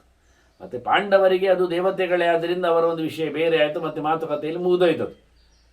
ಅಂದರೆ ಆ ಹೊತ್ತಿನಲ್ಲಿ ಯಾರಾದರೂ ಹೆತ್ತರೆ ಸ್ನಾನ ಮಾಡಬೇಕಲ್ಲ, ಮಾಡಿ. ಯಾರಾದರೂ ಸತ್ತರೆ ಮುಳುಗಲಿಕ್ಕುಂಟಲ್ಲ, ಮುಳುಗಿ. ಗ್ರಹಣ ಬರ್ತದಲ್ಲ, ಆಗ ಹೋಗಬೇಕಲ್ಲ, ಹೋಗಿ. ಇಷ್ಟೇ. ಯಾವುದೋ ಒಂದು ನಿಮಿತ್ತಕ್ಕೆ ಸಂಬಂಧಪಟ್ಟಂತೆ ಮಾತ್ರ ಮಾಡಬಹುದು ಹೊರತು ನಿತ್ಯಕ್ಕೆ ಆಗುವುದಿಲ್ಲ, ಕಾಮ್ಯಕ್ಕೆ ಸೇರಿದ್ದಲ್ಲ ಅಂತ. ಹಾಗಾಗಿ ಮಧ್ಯರಾತ್ರಿ ಅಂದರೆ 6 ಗಂಟೆ. ಹಾಗೇನಾಯ್ತು, ಈಗ ಬೆಳಿಗ್ಗೆ ಬ್ರಾಹ್ಮೋದಯ, ಬ್ರಾಹ್ಮಕಾಲ ಅಂದರೆ ಸೂರ್ಯೋದಯಕ್ಕಿಂತ 3 ಗಂಟೆ ಮೊದಲು ಅಷ್ಟೆ. ಆದ್ದರಿಂದ ಬೆಳಿಗ್ಗೆ 3 ಗಂಟೆ ನಂತರ ಏಳಬಹುದು, ಏಳಬೇಕು. ಎದ್ದ ನಂತರ ಎಲ್ಲ ಉಂಟಲ್ಲ ಮಾಮೂಲಿ ಶೌಚಕ್ರಿಯೆ, ಕೈಕಾಲು ಮುಖ ತೊಳೆದುಕೊಂಡು ಹಲ್ಲುಜ್ಜಿಕೊಂಡೆಲ್ಲ ಮತ್ತೆ ಸ್ನಾನಕ್ಕೆ ಹೋಗಲಿಕ್ಕೆ ನಿಧಾನವಾಗಿ. ಅದರಲ್ಲಿಯೂ ಸ್ನಾನದ ಬಗ್ಗೆ ಒಂದು ಗಟ್ಟಿಯಾದ ಮಾತನ್ನು ಹೇಳ್ತಾರೆ. ಅರುಣೋದಯ ವೇಲಾಯ ಗಂಗಾಂಬ ಸದೃಶಂ ಸ್ಮೃತಂ ಅಂತ. ಅರುಣೋದಯಕ್ಕೆ ಸ್ನಾನ ಮಾಡಲಿಕ್ಕೆ ಅಂತ. ಅರುಣೋದಯ ಅಂದರೆ ಸೂರ್ಯ ಉದಯಕ್ಕಿಂತ 96 ನಿಮಿಷ ಪ್ರಾಕ್ ಮೊದಲು, ಅಂದರೆ 1.5 ಗಂಟೆ ಮೊದಲು. ಅಂದರೆ ಬ್ರಹ್ಮ ಮುಹೂರ್ತ 1.5 ಗಂಟೆ ನಂತರ. ನಾನು ಹಾಗೆ ಹೇಳಿದ್ನಲ್ಲ, ಸೂರ್ಯ ಅಸ್ತಮಾನ ಆಗಿ 1.5 ಗಂಟೆ ನಂತರ ನಕ್ಷತ್ರ ಕಾಣ್ತದೆ ಅಂತ. ಹಾಗೆ ಇಲ್ಲಿ ನಕ್ಷತ್ರ 1.5 ಗಂಟೆ ಮೊದಲು ಇರ್ತದೆ. ಆಗ ಸ್ನಾನ ಮಾಡಲಿಕ್ಕೆ ಅಲ್ಲಿ ಮುಗೀತು, ಮತ್ತೆ ಹೋಗ್ತದೆ ನಕ್ಷತ್ರ. ಆಗ ಮಾಡಿದರೆ ಆವತ್ತಿನ ಸ್ನಾನ ಅಂತ ಅರ್ಥ. ಅದಕ್ಕಿಂತ ಮೊದಲು ಮಾಡಿದರೆ ಅದು ಹಿಂದಿನ ದಿನದ ಸ್ನಾನ ಅಂತ ಅರ್ಥ. ಯಾವಾಗ? ದ್ವಾದಶಿ ಒಂದು ಬಿಟ್ಟು ಅಂತ. ದ್ವಾದಶಿಗೆ ಮಾತ್ರ ಅರುಣೋದಯಕ್ಕಿಂತ ಮೊದಲು ಮಾಡಲಿಕ್ಕೆ ಸ್ನಾನಕ್ಕೆ ಅವಕಾಶ ಕೊಟ್ಟಿದ್ದಾರೆ. ಬ್ರಾಹ್ಮ ಮುಹೂರ್ತದಲ್ಲೇ ಮಾಡಲಿಕ್ಕೆ ಬರ್ತದೆ. ಮಹಾನಿಶ ಕಳೆದ ನಂತರ ಮಧ್ಯದ 6 ಗಂಟೆ ನಿದ್ದೆ ಎದ್ದು ಬಿಟ್ಟ ಬಳಿಕ, ಅಂದರೆ ಊಟ ಮಾಡಿದವ ಮಿನಿಮಮ್ 8 ಗಂಟೆ ಅವನ ಆಹಾರಕ್ಕೆ ಬೇಕು. ಇಲ್ಲದಿದ್ದರೆ ಆಹಾರ ಹೊಟ್ಟೆಯಲ್ಲಿದ್ದವನು ಮಾಡಿದ್ದೆಲ್ಲ 0 ಆಗ್ತದೆ. ಸ್ನಾನವೂ 0 ಆಗ್ತದೆ. ಜಪತಪ ಅನುಷ್ಠಾನ ಪೂಜೆ ಪುನಸ್ಕಾರ ಹೋಮ ಹವನಲ್ಲ, ಸ್ನಾನವೂ 0.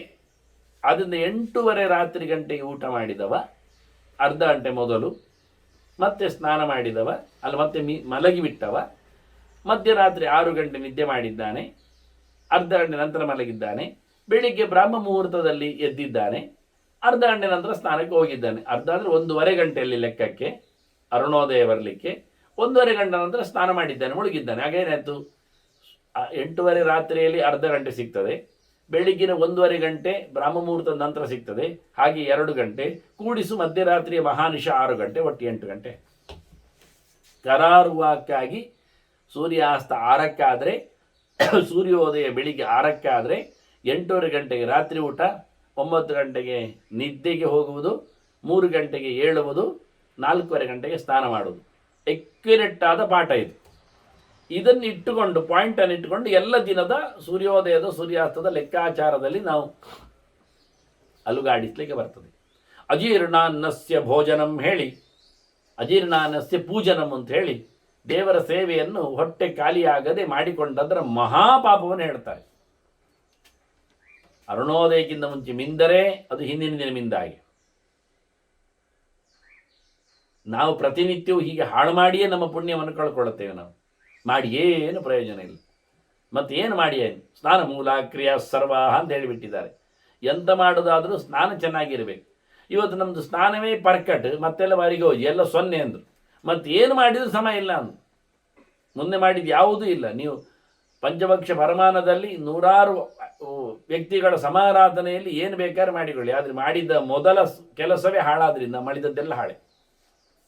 ಬೇಕಾದಷ್ಟು ಅಡುಗೆ ಮತ್ತೊಂದು ಇನ್ನೊಂದೆಲ್ಲ ಮಾಡಿ ಸಾಲಲ್ಲಿ ಇಟ್ಟಿದ್ದಾರಂತೆ, ಎಲ್ಲ ನಾಯಿ ಮುಟ್ಟಿಕೊಂಡು ಹೋಗಿದೆ ಅಂದರೆ ಕೊಟ್ಟೇನು ಪ್ರಯೋಜನ?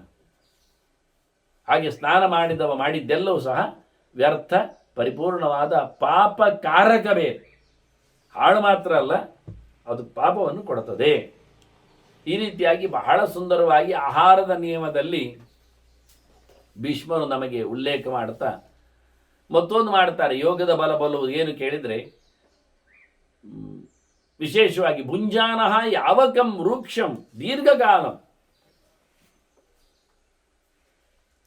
ಯಾವ ಅಂದರೆ ಗೋಧಿ, ಆ ಲೆಕ್ಕದಲ್ಲಿ ಗೋಧಿ ಹುಡಿ ಅಂದರೆ ಸಜ್ಜಿಗೆ, ಅಥವಾ ಕಡಿಗೋಧಿ, ಅದರದ್ದು ಗಂಜಿ ಚಂದ ಮಾಡಿ, ಗಂಜಿ ಚೆನ್ನಾಗಿ ಬೇಯಿಸಿ ಗಂಜಿ ಮಾಡಿ, ಇದೊಂದು ಗೋಧಿ ಗಂಜಿ ಅಥವಾ ಸಜ್ಜಿಗೆ ಗಂಜಿ. ಅದನ್ನು ಬೇಕಾದರೆ ನೀವು ತುಪ್ಪ ಹಾಕಿ ಸ್ವಲ್ಪ ಅದಕ್ಕೆ ಬೆಲ್ಲ ಹಾಕಿ ಅದನ್ನು ಪಾಯಸದಂತೆ ಮಾಡ್ಬೋದು, ಪರವಾಗಿಲ್ಲ. ಅದನ್ನು ತಿನ್ನುವುದು, ಇದನ್ನು ತಿನ್ನುವುದರಿಂದ ಯೋಗ ಬಲ ಬರ್ತದೆ. ಹೌದಾ? ಅದು ಎಷ್ಟು ಹೊತ್ತಿಗೆ, ಎಷ್ಟು ಕ್ವಾಂಟಿಟಿಯಲ್ಲಿ, ಮತ್ತು ಉಳಿದ ಊಟದ ಕಥೆ ಯಾವಾಗ? ಅದಕ್ಕೆ ಭೀಷ್ಮರು ಹೇಳ್ತಾರೆ ಏಕಾಹಾರ ಅಂತಾರೆ. ಒಂದೇ ಮಾರಾಯ ಅಂದರು ಧರ್ಮರಾಜನಿಗೆ. ಎಂದು ಒಂದೇ ಗೋಧಿ ಗಂಜಿ ಮಾತ್ರ ತಿನ್ನುವುದು, ಆಯಿತಾ? ಮತ್ತೇನಿಲ್ಲ ಅಷ್ಟೇ. ಅದು ಯಾವಾಗ? ಒಂದೇ ಹೊತ್ತು, ಅದು ನಿನ್ನಿಷ್ಟ. ರಾತ್ರಿ ಆದರೆ ರಾತ್ರಿ, ಹಗಲಾದರೆ ಹಗಲು. ಗೋಧಿಯ ಗಂಜಿಯನ್ನು ಮಾಡ್ತಾ ಸುಮಾರು ಒಂದು ಗಂಜಿ ಅಂದರೆ ಒಂದು ಪಾತ್ರದಷ್ಟು ಕುಡಿಬೋದು. ಒಂದು 2 ಹಿಡಿ ಗೋಧಿ ಹಾಕಲಿಕ್ಕೆ, ಕಡಿ ಗೋಧಿ ಹಾಕಲಿಕ್ಕೆ ಬರ್ತದೆ. 2 ಹಿಡಿ ಹಾಕಿದರೆ ಸುಮಾರಾಗಿ ಒಂದು ಪಾತ್ರ ಆಗ್ತದೆ. ಒಂದು 2-3 ಲೀಟರ್ನಷ್ಟು ಆಗ್ತದೆ. ಅದಕ್ಕೆ ಹಾಲು ಹಾಕ್ಬೋದು, ಬೆಲ್ಲ ಹಾಕ್ಬೋದು, ತುಪ್ಪ ಹಾಕ್ಬೋದು, ತೆಂಗಿನಕಾಯಿ ಹಾಲು ಹಾಕ್ಬೋದು, ಪಾಯಸದಂತೆ ಮಾಡ್ಬೋದು. ಒಂದು ಮಾತಿತ್ತು, ನಿಮಗೆ ಹೇಳಿಬಿಡ್ತೇನೆ ಕೇಳುವಾಗ. ಅಂದರೆ ನಮಗೆ ಇಂಥದ್ದೆಲ್ಲ ಸುಮಾರು ಚಾಲ್ತಿಯ ನುಡಿಗಳು. ಗೋಧಿ ಪಾಯಸ ತುಪ್ಪಾಭ್ಯಾಂ ದಶಮಿ ಏನ ಸೇವಿತೆ ಅಂತ. ಗೋಧಿಯ ಪಾಯಸವನ್ನು ದಶಮಿಯಲ್ಲಿ ಮಾಡಿ ತಿಂದುಬಿಟ್ರೆ ಏಕಾದಶಿ ಮಹಾಮಾರಿ ತನ್ನ ರಂಕಿಂಗರಿಷ್ಯತಿ. ಏಕಾದಶಿ ಮಹಾಮಾರಿ ಅವನಿಗದು. ಮಾರು ಅಂದರೆ ಹೊಡೆಯುವುದು. ಏಕಾದಶಿ ಪೀಡೆ ಬರುವುದಿಲ್ಲ ಅಂತ. ದಶಮಿ ದಿವಸ ಗೋಧಿ ಪಾಯಸ ತಿಂದುಬಿಟ್ರೆ, ಗೋಧಿಯನ್ನು ಚೆನ್ನಾಗಿ ಬೇಯಿಸಿ, ಅದೇ ಕಡಿ ಗೋಧಿಯನ್ನು ಚೆನ್ನಾಗಿ ಬೇಯಿಸಿ ಅದಕ್ಕೆ ತುಪ್ಪ ಹಾಕಿ ಬೆಲ್ಲ ಹಾಕಿ ಆನಂತರ ತೆಂಗಿನಕಾಯಿ ಹಾಲು ಹಾಕಿದರೆ ಅದ್ಭುತವಾದ ಪಾಯಸ. ಒಂದು 10-20 ಸೌಟ ಅಥವಾ ಊಟ ಮಾಡಿಬಿಟ್ರೆ, ತಿಂದುಬಿಟ್ರೆ ಪಾಯಸವನ್ನು ಮತ್ತೇನು ತಿನ್ನಬೇಕಾಗಿಲ್ಲ. ಹಗುರವಾಗಿರ್ತಾನೆ. ಕಾಯಿ ಹಾಲು ಹಾಕಿದ್ರಿಂದ ತಂಪಾಗಿರ್ತದೆ. ಗೋಧಿ ಉಷ್ಣ ಆಗಿದ್ದರೂ ಆರಾಮವಾಗಿ ಏಕಾದಶಿಯಲ್ಲಿ ಅವನು ಏನು ತೊಂದರೆ ಇಲ್ಲದೆ ಮುಂದಿನ ಊಟಕ್ಕೆ, ದ್ವಾದಶಿಯ ಊಟಕ್ಕೆ ರೆಡಿ ಆಗ್ಬೋದು ಹೇಳ್ತಾನೆ. ಅಂದರೆ ಹಿಂದಿನವರು ಗಳಿಸಿದ ವ್ಯವಸ್ಥೆ. ಇದನ್ನು ಭೀಷ್ಮರು ಹೇಳಿದ ಮಾತಿನಲ್ಲಿ ನಾವು ನೋಡ್ಬೋದು. ಭುಂಜಾನಃ ಯಾವಕಂ ವೃಕ್ಷಂ ದೀರ್ಘಕಾಲಂ. 1-2 ದಿನದ ಪ್ರಾಕ್ಟೀಸಲ್ಲಿ ಯೋಗ ಬಲ ಬರೋದಿಲ್ಲ. ಭಾರೀ ಸಮಯ ತೆಗಿಬೇಕು. ಭಾರೀ ಸಮಯ ತೆಗೆದಾಗ ಒಂದೇ ಗೋಧಿಯನ್ನು ಮಾತ್ರ ಉಪಯೋಗಿಸಿಕೊಂಡವ, ಇನ್ನೂ ಲಾಭ ಉಂಟು ಅದರಲ್ಲಿ. ಅವನ ಮೈಯಲ್ಲಿ ಬಂಗಾರದ ಬಣ್ಣ ಬರ್ತದೆ. ಮತ್ತೆ ಯೋಗದ ಲಕ್ಷಣ ತೇಜಸ್ಸು ಉಂಟಾಗ್ತದೆ. ಇಲ್ಲಿ ಹೇಳುವುದಿಲ್ಲ, ಬೇರೆ ಕಡೆ ಹೇಳಿದ ಕಥೆಗಳು. ಇನ್ನೂ ಒಂದು ಹೇಳ್ತಾರೆ ಅವರು, ಅಪಪ್ಪಿತ್ವ ಪಯೋಮಿಶ್ರ. ನೀರು ಹಾಕಿದ ಹಾಲು ಕುಡಿಲಿಕ್ಕೆ. ಖಾಲಿ ಹಾಲು ಕುಡಿಯುವುದು ಕಥೆ ಇಲ್ಲ. ಯಾವಾಗ ನೀರು ಹಾಕಿ ಕುಡಿಬೇಕು, ಕ್ರಮ ಹಾಕಿ. ಅದೇ ಕೊನೆಗೆ ಒಂದು ತಟ್ಟೆ ಆದರೂ ನೀರು ಹಾಕಿದ್ದೇನೆ ಅಂತ ತೋರಿಸುವವರೇ ಇರ್ತಾರೆ. ಅದಲ್ಲ, ಸಮ ನೀರು ಹಾಕಲಿಕ್ಕೆ ಕ್ರಮ. ನಿಜವಾಗಿ ಹಾಲಿನ ಕತೆ ಇಲ್ಲ. ಒಂದು ತರಟ ಆದರೂ ಜನರು ಯಾರು ಪಾಠ ಮಾಡುವುದಿಯ? ನೀರು ಮಿಶ್ರಣಗೊಳಿಸಿ ಹಾಲನ್ನು ಕುಡಿಯುವುದು. ಅದು ಮತ್ತೆ ಯಾವಾಗ ಹಾಲು ಮಾತ್ರ ಮಾರಾಯರೆ, ಇಡೀ ದಿನ ಹಾಲು ಕುಡಿಯುವುದು. ಎಷ್ಟು ದಿವಸದಲ್ಲಿ ಪ್ರಾಕ್ಟೀಸ್ ಮಾಡಲಿಕ್ಕೆ? ಪಕ್ಷಾನ್, ಮಾಸಾನ್, ಋತುನ್, ಸಂವತ್ಸರಾನ್. ಮೊದಲಿಗೆ ಒಂದು 15 ದಿವಸ ಮಾಡಿ ನೋಡಿ, ಸ್ವಲ್ಪ ಗಟ್ಟಿ ಆಗ್ತದೆ. ಮತ್ತು ಸ್ವಲ್ಪ ಬಿಡು, ತೊಂದರೆ ಇಲ್ಲ. ಮತ್ತು ಇನ್ನೊಂದು ಸರ್ತಿ ಶುರು ಮಾಡು, ಹಾಲು ಮಾತ್ರ ಕುಡಿಲಿಕ್ಕೆ ಅಂತ. ಅದು ಎಲ್ಲಿವರೆಗೆ ಮಾಡಬೇಕು? 1 ತಿಂಗಳು ಮಾಡಿ. ಈಗ ಮತ್ತೆ ಬಿಡು, 2 ತಿಂಗಳು ಮಾಡೊಮ್ಮೆ. ಮತ್ತೆ 6 ತಿಂಗಳಿಗೆ ಹೋಗು, ಮತ್ತು ವರ್ಷಕ್ಕೆ ಹೋಗು. ಈ ವರ್ಷಗಟ್ಟಲೆ ಮಾಡ್ತವ. ಹೀಗೆ ಮಾಡ್ತಾನು ಯೋಗ ಬಲವನ್ನು ಗಟ್ಟಿ ಮಾಡಿಕೊಳ್ಳಿಕ್ಕೆ ಆಗ್ತದೆ. ಹಾಲಿನಲ್ಲೇ ಊಟ ಅಲ್ಲ, ಹಾಲಿನಲ್ಲೇ ಬದುಕು. ಶುದ್ಧವಾದ ದನದ ಹಾಲು ಅದು ಸಿಕ್ಕಿದರೆ ಮುಗಿದೋಯ್ತು. ಅಭ್ಯಾಸ ಮಾಡಲಿಕ್ಕೆ ಅಖಂಡಂ ಅಪಿವ ಮಾಸಂ ಉಪೋಷ್ಯ. ಇನ್ನೂ ಒಂದು ಯೋಗ ಬಲ ಬೇಕಾದ್ರೆ ಇನ್ನೊಂದು ಕತೆ ಹೇಳುತ್ತೇನೆ ಅಂದ್ರು ಭೀಷ್ಮರು. ಏನು? 1 ತಿಂಗಳು ಉಪವಾಸ, ಏನು ತಿನ್ಲಿಕ್ಕಿಲ್ಲ. 1 ದಿನ ಮಾಡುವಾಗಲೇ ಉಪವಾಸ ಹೇಳಿಕೊಂಡು ಬೆಳಿಗ್ಗೆ ಎದ್ದು ಬೊಬ್ಬೆ ಹೊಡಿತಾವೆ ಪ್ರಾಣಿಗಳು. ಇನ್ನೇಗೆ ತಿಂಗಳು ಉಪವಾಸವನ್ನು ಹೇಳ್ತಾರೆ. ಅದರಿಂದಲೂ ಸಹ ಯೋಗದ ಬಲವನ್ನು ಉಂಟು ಮಾಡಲಿಕ್ಕೆ ಆಗ್ತದೆ ಅಂತೇಳಿ ಯೋಗ ಬಲವನ್ನು ಪಡೆಯುವ ವಿಧಾನಗಳ ಬಗ್ಗೆ ಮಾತನ್ನು ಹೇಳಿದರು. ಇನ್ನು ಒಂದು ಪ್ರಶ್ನೆ ಕೇಳಿದ್ದ, ಆಹಾರದ ಕಥೆ ಆಯ್ತಲ್ಲ, ಆಹಾರದಿಂದಲೇ ಗೆಲುವಿನಿಂದ ಏನನ್ನು ಗೆದ್ದರೆ ಮನುಷ್ಯ ಯೋಗ ಬಲ ವೃದ್ಧಿಸಿಕೊಳ್ಳುತ್ತಾನೆ ಅಂತ ಧರ್ಮರಾಜ ಕೇಳಿದ್ದು. ಅದರ ಉತ್ತರವನ್ನು ಮತ್ತೆ ಚಿಂತನೆಗೆ ತರುವ ವಂದನೆಗಳೊಂದಿಗೆ ಶ್ರೀ ಕೃಷ್ಣ ವಸ್ತು ನಾರಾಯಣ ನಾರಾಯಣ ನಾರಾಯಣ.